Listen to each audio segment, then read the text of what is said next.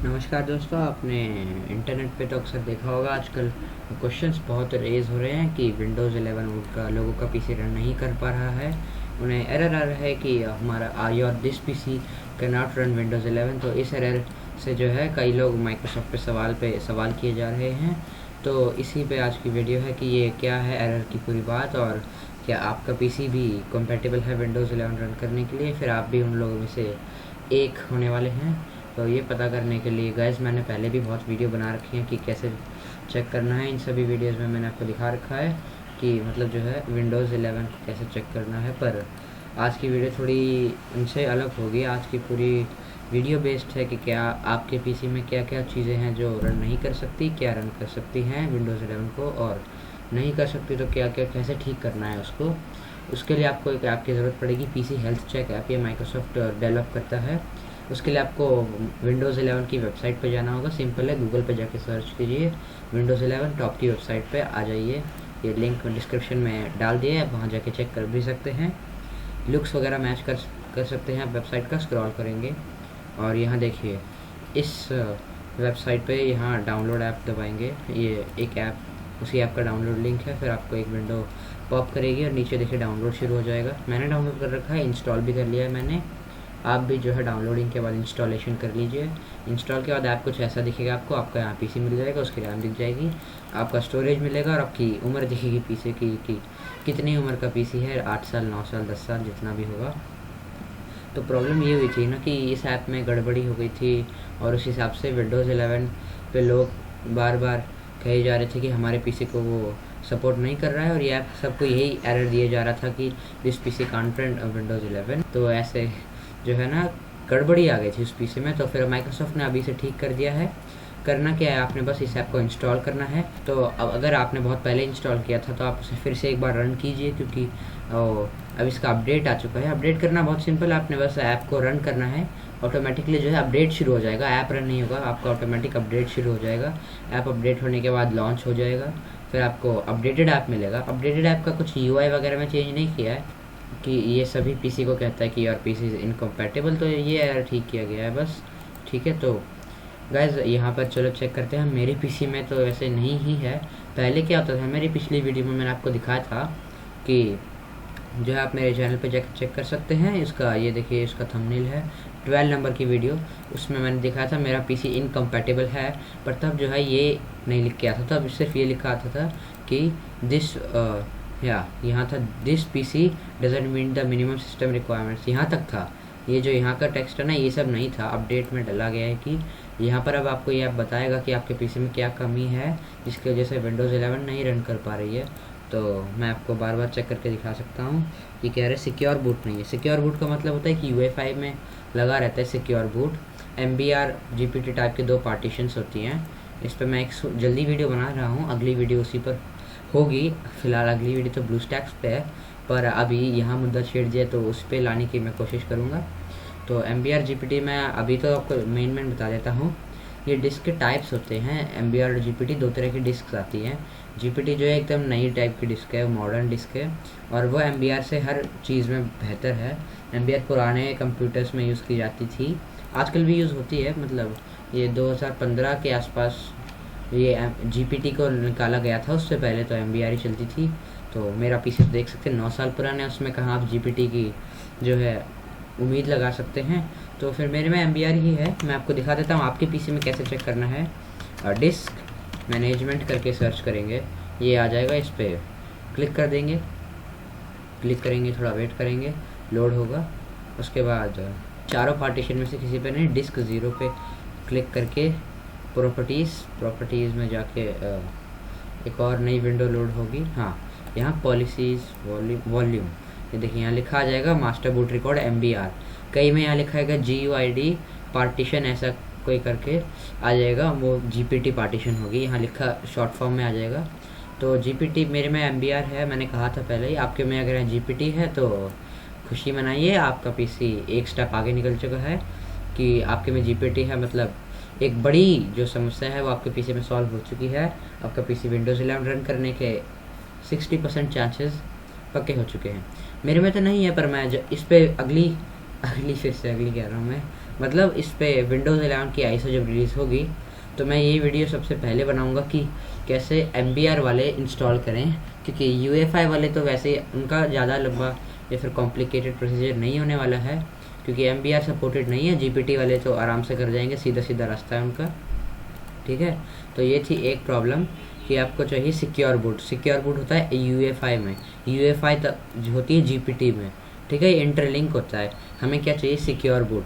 Secure boot जो है एक कह सकते हैं छोटा भाई है UEFI का, और UEFI जो है GPT पार्टीशन का छोटा भाई है। तो 3 भाई हैं, सबसे बड़ा है GPT। तो आपके GPT को जो है पकड़ना है, UEFI और सिक्योर बूट दोनों आपके अपने आप खींचे चले आएंगे, ठीक है। तो GPT है तो बस बहुत अच्छी बात है, MBR है तो बिल्कुल सही बात नहीं है। कोई बात नहीं, दौड़ना नहीं है, मैं इस पर वीडियो बनाऊंगा, इधर उधर भागना नहीं है कि मेरे में ऐसा नहीं है, ख़राब काम हो गया। अब आपको चाहिए 64 GB का स्टोरेज डिवाइस। इसको तो मैं कहता हूँ आप इग्नोर ही कीजिए। 64 GB तो किस लैपटॉप में नहीं होती। कंप्यूटर में 64 GB का स्टोरेज भी नहीं होगा तो उसे कंप्यूटर भी नहीं कह सकते। 64 GB तो कम से कम होगा ही। ये मोबाइल वालों के लिए, क्योंकि विंडोज़ 11 मोबाइल पे भी आएगी ना, मोबाइल का ऑपरेटिंग सिस्टम भी तो होगा, उसके लिए है ये। और रैम जो है आपका 4 GB मिनिमम है। ये गाइस जो मैं बता रहा हूँ ना, सारी रिक्वायरमेंट्स ये मिनिमम है। तो मतलब इससे अगर 19-20 के फ़र्क में भी कम हो गई आपकी रिक्वायरमेंट तो आप नहीं रन कर पाएंगे। 4 GB रैम होना तो आजकल कॉमन है ही। मैंने अपनी पिछली वीडियोज़ में पहले डिस्कस किया है कि आजकल 4 GB जो रैम होती ही है, ये चेक करने की ज़रूरत नहीं है। आप ये ऐप इंस्टॉल करेंगे, यहाँ लिखा आ जाएगा कितनी GB रैम है, तो वहाँ कर लीजिए। 4 GB है तो भी ठीक है, उससे ऊपर है तो फिर तो ज़रूरत ही क्या है। प्रोसेसर की बात आ गई तो यहाँ पर चाहिए आपको 1 GHz या फिर उससे तेज़ प्रोसेसर और 2 कोर या ज़्यादा कोर होने चाहिए। तो ये कैसे चेक करना है? कोर्स तो मैं आपको दिखाता हूँ अभी, एक सेकेंड। हाँ, तो फिर जाके हमें क्या करना है, सिस्टम इंफॉर्मेशन पे जाके एंटर कर देना। सिस्टम इंफॉर्मेशन एक बड़ी विंडो खुलेगी, ये पूरा सिस्टम खुलेगा। अब आपका यहाँ पर पूरी जो है जानकारी मिल जाएगी आपको, क्या क्या है पीसी में, क्या क्या नहीं है। तो मैं प्रोसेसर ले जाता हूँ। हाँ, तो गाइस ये देखिए यहाँ लिखा मिल जाएगा, प्रोसेसर की पूरी जो है कुंडली मिल जाएगी आपको। Intel core TM i3 2328। ये गाइस पता है क्या होता है? 2000, ये हमेशा 1000 में नंबर लिखे होते हैं, मतलब जो है 4 डिजिट का नंबर मिलेगा आपको यहाँ पर। आपके पीसी में भी मिलेगा। राइजन का है तो भी 4 डिजिट, इंटेल वाले तो 4 डिजिट ही होंगे। ये आपका जो है जनरेशन दर्शाता है। कई लोग सोचते हैं जनरेशन कैसे पता करनी है इंटेल की, हमारे प्रोसेसर की, AMD की। तो ये जो 2328 है, 2328, तो 2000 का मतलब है सेकेंड जनरेशन। आजकल 11th जनरेशन के प्रोसेसर आ रहे हैं तो उनमें 5 डिजिट हो जाते हैं। 11000 कुछ करके लिखा होगा उन सभी प्रोसेसर में, मतलब वो 11th जनरेशन के हैं।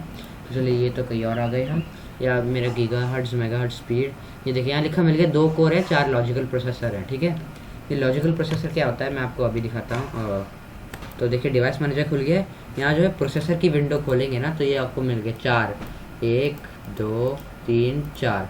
तो ये 4 जो है मेरे लॉजिकल प्रोसेसर है, मतलब 2 कोर ही हैं।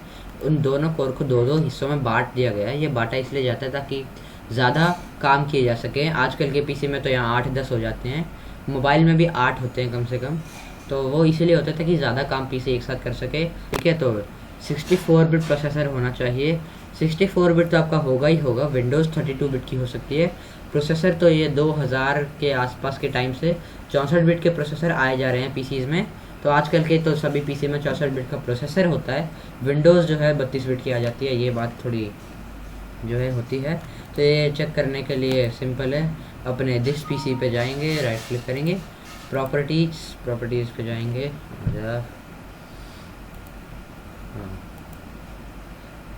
सेटिंग्स। हाँ, ये गाइस एक नई अपडेट में आ गया था विंडोज़ के, मेरे ख्याल से अक्टूबर या मई के अपडेट में आया था कि कंट्रोल पैनल खुलता था पहले। जब हमें ना इसकी प्रॉपर्टीज़ दबाते थे पहले कंट्रोल पैनल आया करता था, आजकल अब विंडोज़ की सेटिंग्स आ जाती हैं। तो जैसे कि यहाँ मिल जाएगा 64 बिट OS 64 बिट प्रोसेसर, मतलब आपका प्रोसेसर भी 64 बिट का है और विंडोज़ भी 64 बिट की। अगर यहाँ 32 बिट बेस्ड प्रोसेसर लिखा है तो मैं दावे से कहता हूँ यहाँ पर भी 32 बिट लिखा है। तो और इसका कुछ नहीं किया जा सकता, आपको प्रोसेसर 32 बिट का है तो आपको विंडोज़ भी 32 बिट की ही चलानी पड़ेगी।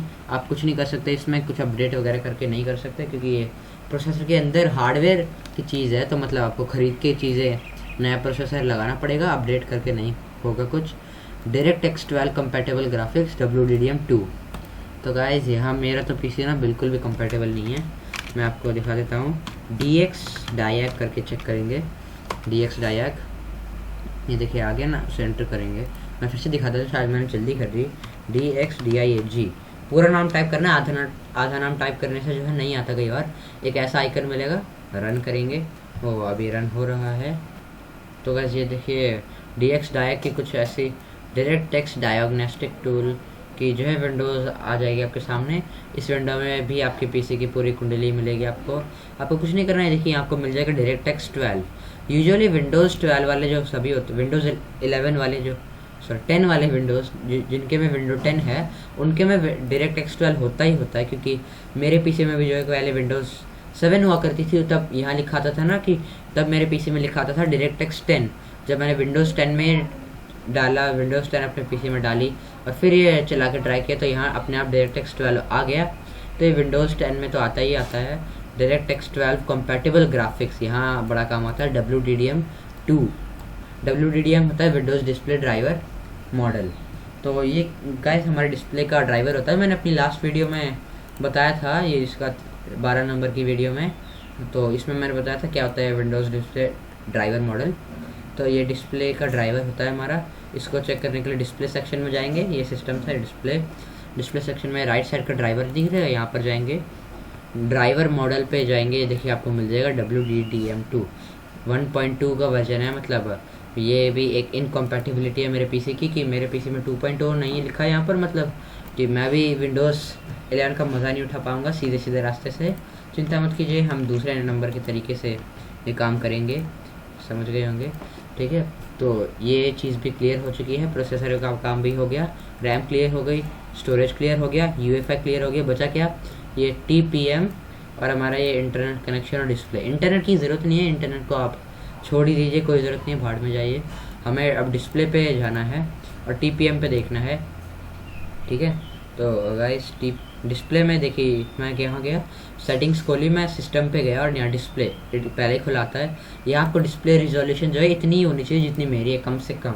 मतलब 1366x768 ये मिनिमम है। यहाँ लिखा है 9 इंच का HD रिजोल्यूशन। HD तो होगा ही 720p, और 9 इंच का मतलब यही होगा कि 1366 और इंटू 1768, तो ये मिनिमम है। अब बात आती है गाइस TPM की। TPM जो है थोड़ा सा कॉम्प्लिकेटेड सा पार्ट है, पर मैं वो भी आपको बताऊंगा सिंपल सी भाषा में। रन बॉक्स में जो है TPM.MSC करके एंटर करेंगे, ओके। हाँ तो गाइस ये देखिए, अब यहाँ ये देखिए आ गया compatible TPM can not be found. इसका सीधा मतलब आप समझ ही गए होंगे, नहीं समझे तो भी कोई तकलीफ नहीं है कि आपके पीसी में TPM है ही नहीं। Compatible trusted platform can not be find on this computer, verify this computer has 1.2 TPM और later turn down in its BIOS. इसका मतलब यही है कि सिस्टम यही समझता है कि आपके पीसी में जो TPM है ही नहीं। तो आप अगर इस TPM को जो है ठीक किए बिना सीधा चले जाते हैं तो आपका विंडोज़ 11 का सिस्टम कुछ और समझेगा, आपको तकलीफ आ सकती है, अलग अलग तरीके की प्रॉब्लम आ सकती है। वो आप खुद ही देख लीजिएगा, मैं बता भी नहीं सकता, मतलब डिस्क्राइब नहीं कर सकता शब्दों में उन प्रॉब्लम्स को। तो गाइस इसका मतलब ये नहीं है कि पीसी में TPM लगा ही नहीं है, मतलब मुझे तो ऐसा ही लगता है, मेरे में तो नहीं लगा है। अगर आपके पीसी में डिसेबल भी हो सकता है ये, कि क्या होता है ना बायोस सेटिंग्स। बायोस तो मैंने अभी बताया होगा, नहीं बताया कोई बात नहीं, फिर से बता देता हूँ। बायोस गाइस क्या होता है, ये देखिए बायोस ना एक ऐसा सिस्टम होता है जो हमारे पीसी में शुरू होते ही सबसे पहले वही रन करता है। मतलब पहले के कंप्यूटर्स में हुआ नहीं करता था, छोटी छोटी बातों पे ख़राब हो जाया करते थे, वो पता भी नहीं चल पाता था क्या हो गया उन पीसीज में। तो फिर ये बायोस सिस्टम लाया गया। ये बायोस गाइस क्या करता है, मतलब कि कंप्यूटर का आपका सिस्टम कितना भी ख़राब क्वालिटी का हो, सिस्टम कितना भी करप्टेड हो, ये बायोस आपका रन करेगा ही करेगा अगर आपने कंप्यूटर ऑन किया है तो। मतलब मान लो मेरी विंडोज़ करप्ट हो गई कभी, ये फिर मैंने विंडोज़ ही डिलीट उड़ा दी अपने कंप्यूटर से, तो क्या करना चाहिए अब। तो गाइस क्या हुआ, कंप्यूटर स्टार्ट तो होगा ही नहीं, खाली स्क्रीन पे मैं पड़ा रहूँगा, तो वो बायोस चल रहा होगा मेरा पीछे ही, है ना। तो वो बायोस सिस्टम इसलिए लाया गया था ताकि अगर कंप्यूटर ख़राब भी हो जाए तो कंप्यूटर कम से कम चले। और बायोस सिस्टम में ही गाइस हम पेन ड्राइव घुसा के, बूटेबल पेन ड्राइव को लगा के नए ऑपरेटिंग सिस्टम इंस्टॉल कर सकते हैं, वगैरह काम कर सकते हैं। मैंने एक वीडियो बनाई थी डुअल बूटिंग की, कहाँ गई, ये रही। इस पर मैंने डुअल बूटिंग बताई थी क्या होती है, पर वो काफ़ी है ना सिंपल सी डुअल बूटिंग थी, उसमें बायोस मैंने डिस्कस नहीं किया था। आने वाली डुअल बूटिंग की वीडियोस में बायोस का हमें काम होगा, क्योंकि डुअल बूटिंग इतना आसान कॉन्सेप्ट होता नहीं है। तो बायोस फिर हमें सबसे पहला सिस्टम होता है, और उसमें जाने के बाद जो आपका बिल्कुल पीसी है ना, एक तरह से ऐसा स्टेट में होता है जहाँ वो चल भी नहीं रहा है, बंद भी नहीं है ना। तो अगर वहाँ कुछ गड़बड़ी कर दी तो फिर पूरा पीसी गड़बड़ हो सकता है। तो उसमें जाना पड़ेगा। उसमें जाने के लिए हर पीसी की अलग अलग की होती है, ये उसका लुक है। हर पीसी में ऐसा ही होता है। अगर आपका लेगेसी बायोस है, लेगेसी बायोस आप फिर नहीं समझे आप, तो कोई बात नहीं, सिस्टम इन्फो में जाएंगे। ओहो, गलत दबा दिया मैंने बटन, जल्द दबा दी मैं, कोई अपनी नया बटन दबाएंगे। सिस्टम इन्फो पे जाएंगे, वहाँ आपको लिखा मिल जाएगा लेगेसी बायोस और UEFI बायोस में फ़र्क क्या होता है। क्या होता है ना, MBR पार्टीशन टाइप, वो तो मैंने बताया था अभी आपको। MBR जो पार्टीशंस होती है ना, उनमें हमें मिलता है लेगेसी बायोस। UEFI मतलब कौन सा दूसरे टाइप का बायोस होता है, एक लेगेसी होता है और दूसरा UEFI बायोस होता है। तो मैंने ये देखिए यहाँ UEFI चाहिए हमें, तो GPT पार्टीशन में हमें UEFI मिलता है, MBR पार्टीशन में हमें लेगेसी मिलता है। मेरे पीछे में देखिए गाइस, लेगेसी है बायोस मोड, मतलब लेगेसी है। तो लेगेसी का लुक जो है काफ़ी क्लासी सा होता है। ये देखिए ऐसा लुक है, हर बायोस में ऐसा ही लुक होता है हर पीसी के। तो और UEFI जो है नया तरह का है, उसमें तो अलग ही लुक होगा। कोई बात नहीं। तो हर पीसी की जो बायोस की होती है ना, जाने की कि पीसी के बायोस में जाएं कैसे भाई, घुसना कैसे अंदर, अलग अलग की होती है। देखिए HP वाले जो है F10 दबाएंगे, पीसी जो है स्टार्ट करे, पावर बटन दबाते ही F10 दबाता है, बार बार दबाते रहना है F10, बार बार दबाते रहना है, जब तक आपको एक नई विंडो नहीं खुल जाएगी। ऐसे करके एक विंडो से खुलेगी, ऐसी जो मेरा कर्सर इस पर है, वो बायोस की है। और डेल वाले क्या करेंगे, F2 दबाएंगे, बार बार F2 दबाएंगे। और लेनोवो वाले भी F2 दबाएंगे और सेम प्रोसीजर दोहराएंगे, F2 को बार बार दबाते रहेंगे। थोड़ा आराम से दबाएंगे कि कीबोर्ड नहीं टूटना चाहिए हमारा। ये बायोस में होगा। और तो कहाँ थे हम, हाँ TPM। तो ये बायोस से अनेबल होती है। तो बायोस में घुस के ना क्या करना है, ऊपर देखिए में 4 ऑप्शन आते हैं। एक सेकंड मैं आपको जूम करके दिखा देता हूँ, जो है सिंपली हाँ आजा भाई, क्यों तंग कर रहा है बार बार। हाँ ये देखिए, आपको HP वाले नहीं, डेल वालों में भी ऐसे ही ऑप्शन आएंगे, थोड़े अलग हो सकते हैं, ऊपर नीचे हो सकते हैं, पर मेन ऑप्शन यही होंगे। Main security system configuration exit में तो नहीं जाना है आपको। यहाँ पर एक एक ऑप्शन में जाके ढूंढना है TPM करके, कहीं लिखा होगा TPM, ठीक है। नहीं लिखा है, नहीं मिल रहा है आपको, एक बार मैं आपको प्रेफर करूँगा खुद से जाकर ट्राई कर लीजिए कि F10 HP वाले और डेल और लेनोवो वाले F2 दबा के बायोस में जाइए। वहाँ जाके ना इन सभी ऑप्शंस को चेक कीजिए, कीबोर्ड से चेक करना है हमें, और राइट और लेफ्ट एरो से जो है ये ऑप्शन को हम स्विच कर सकते हैं। ऊपर नीचे के एरो को यूज़ करके हम ये देखिए इन ऑप्शन को चूज़ कर सकते हैं, सारे ऑप्शंस को चूज़ करके देख सकते हैं। ये किसी और का पीसी है वैसे तो राइट और लेफ्ट एरो दबा के ढूंढना है TPM कहाँ लिखा मिल रहा है, ठीक है। अगर आपको TPM मिलता है तो सामने ये भी लिखा होगा डिसेबल्ड एनेबल, वहाँ अनेबल है तो एग्जिट कीजिए, और डिसेबल है तो TPM पे ऊपर नीचे वाले एरो यूज़ करके आपको आ जाना है TPM पर, वहाँ एंटर दबाना है और फिर आपको एक मेन्यू खुल जाएगा। मैं आपको प्रैक्टिकली बता नहीं पा रहा अभी, आप शायद थोड़े कंफ्यूज हो रहे होंगे, कोई बात नहीं। वहाँ TPM पे एनेबल कर लेना है, मैं आपको मेन बता चुका हूँ। डेल वाले ये करेंगे, लेनोवो वाले भी यही करेंगे कि भाई ये TPM लोकेट करके उस पर एंटर करके वहाँ पर एनेबल वाले पे अपना सिलेक्टर ले जाके एंटर कर देंगे, आपका TPM अनेबल हो गया। मैं अपनी वीडियो में बता दूंगा प्रैक्टिकल करके कैसे एनेबल करना है। अब बात आती है सिक्योर बूट को कैसे एनेबल करें। बायोस के मुद्दे को छेड़ दिया तो सिक्योर बूट पे भी आ ही जाते हैं। एक जिनके पास UEFI है, GPT पार्टीशन है, तो सिक्योर बूट में फिर भी प्रॉब्लम आ रही है उन्हें, तो क्या करना है। सिक्योर बूट एनेबल करने वाले में वैसे तो UEFI भी होता है, लेगेसी भी होता है, और ये गाइस जो है थोड़ा काफ़ी ज़्यादा कॉम्प्लिकेटेड प्रोसेस है, क्योंकि शब्दों में बताना जो है इसको बिल्कुल भी जो है आसान नहीं है। आप अपने कंप्यूटर पे फिर भी जाके चेक कर सकते हैं कि HP BIOS, Dell secure boot, HP secure boot, Lenovo secure boot, वैसे ही करके सर्च कर सकते हैं, आपको मिल जाएगा कैसे एनेबल करना है। तो ये सब थी गाइस आज की वीडियो में सारी रिक्वायरमेंट्स, कैसे आपका पीसी क्या कंपेटेबल है कि नहीं, कैसे चेक करना है। और बाकी विंडोज़ 11 की ज़्यादा रिलीज डेट भी बता देता हूँ मैं गाइस। कंफर्म हुई है अगस्त 29 को जो है विंडोज़ 11 की ISO की रिलीज़ कंफर्म हुई है। मतलब गाइस हुआ नहीं था कि विंडोज़ 11 पे आप अगर कभी सर्च करेंगे विंडोज़ 10 को कि विंडोज़ 10 रिलीज़ डेट, आपको 2 डेट आती होंगी। 14 जून को विंडोज़ 10 रिलीज़ हुई और 24 जून को पब्लिक कर दी गई। इसका क्या मतलब है, तो गाइस ये कुछ ऐसा ही है जैसे हमारी है ना विंडोज़ 11 जो है पब्लिक रिलीज़ की गई थी, कब करी गई थी, मैं फिर डेट भूल गया यार। हाँ समझ गया। तो विंडोज़ 11 रिलीज़ करी गई थी हमारी 24 तारीख को, 24 जून को विंडोज़ 11 को रिलीज़ किया गया। तो ये इसका मतलब ये रिलीज़ डेट। और विंडोज़ 10 में भी जो आपको मिलेगी ना, विंडो 10 वाज रिलीज्ड ऑन 14 जून, तो उसका मतलब भी यही है कि ये सारे उस पर विंडो माइक्रोसॉफ्ट ने आर्टिकल्स वगैरह निकाले थे, उसकी सिस्टम रिक्वायरमेंट्स बताई थी और मेड पब्लिक 24 जून को विंडोज़ 10 जो पब्लिक कर दी गई थी, उसका मतलब है कि उस दिन उसकी ISO रिलीज़ कर दी गई थी, मतलब उस दिन से वो डाउनलोड के लिए अवेलेबल है। तो हमारी विंडोज़ 11 जो है वो भी पब्लिक हो जाएगी अगस्त 29 को। काफ़ी लंबी डेट है गाइस, मुझे भी पता है, पर चिंता मत कीजिए, तब तक विंडोज़ 11 पे मैं न्यूज़ लाता रहूँगा क्या क्या करना है विंडोज़ 11 से आने के पहले की तैयारी क्या क्या करनी है आपने। तो गाइस आज की वीडियो में इतना ही। ख्याल रखिए अपना, स्वस्थ रहिए, सुरक्षित रहिए, हंसते रहिए और मिलेंगे नेक्स्ट वीडियो में। तब तक के लिए जय हिंद।